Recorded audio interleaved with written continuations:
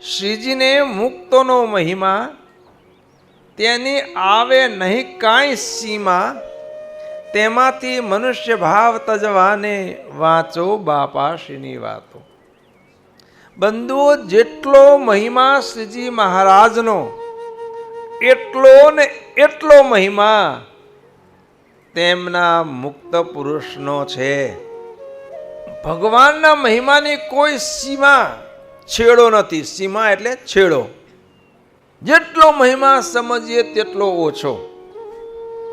અરે મહારાજ પોતે કહે છે કે અમારા મહિમાને અમે પણ પાર પામતા નથી, તો પછી બીજો કોણ પાર પામી શકે? જેટલું મહારાજ કરી શકે એટલું જ એમના મુક્તો કરી શકે. જેવું મહારાજ જીવોનું ફضل કલ્યાણ કરી શકે, એવું ને એવું એમના મુક્ત પુરુષો જીવોનું ફضل કલ્યાણ કરી શકે. આમ બંધુઓ, જેટલો મહારાજનો મહિમા છે, મોટાઈ છે, સામર્થ્ય છે, એટલું ને એટલું એમના મુક્તનો મહિમા છે, સામર્થ્ય છે, ઐશ્વર્ય છે, કરતા પણ છે. એવા જે મુક્ત પુરુષ, એમને વિશેથી મનુષ્ય ભાવ ત્યાગ કરવો.